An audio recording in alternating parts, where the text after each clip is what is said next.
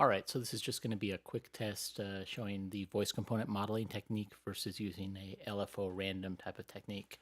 This is just a simple patch, just some basic envelope on the low pass and the amplifier, two sawtooth waves, and I have set up here these two LFOs as both randoms going to oscillator 1 and oscillator 2 frequency with the key sync on and ones. All right.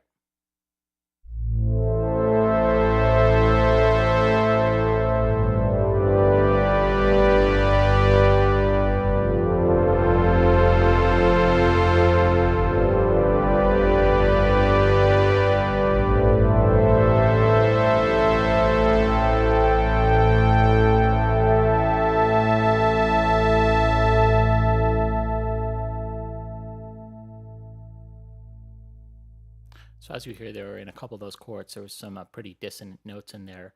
The reason for this is that we're using a completely random method to give the oscillators tuning offsets per voice.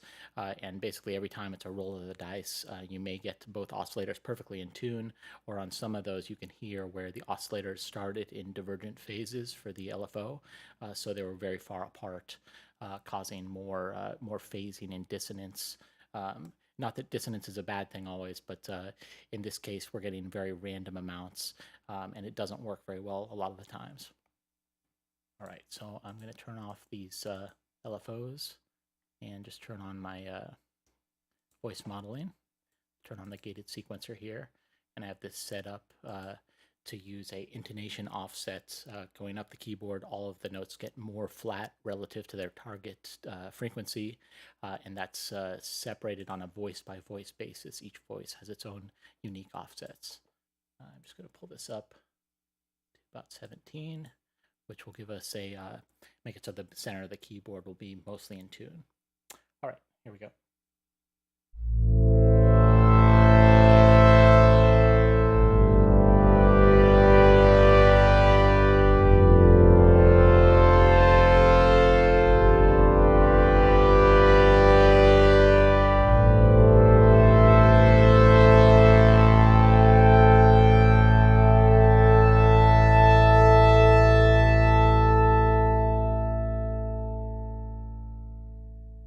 All right, so as you can hear there, there's still a lot of detuning going on. There's actually a larger detuning range in the voice modeling example than in the LFO random one, but it's a much more controlled detuning.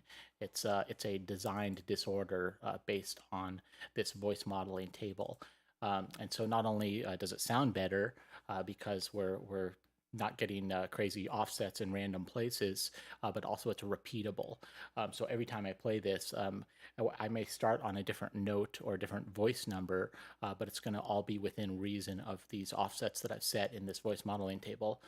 Whereas if you use the Slop control, or if you use a LFO, it's going to be a completely random thing, so you'll never get the same output twice in a row. You know, you may spend a bunch of time getting a perfect recording and record one pass where it just so happens that while you played some chord sequence, it sounded great and everything lined up well. But then if you were to go out on the road and try to gig with the same patch, you may get a totally different sounding synth and it may sound like crap. So anyway, that's just a quick comparison of the voice component modeling to the LFO random. And I'll put one more comparison at the end of this just as a quick A/B test. All right, have a good one.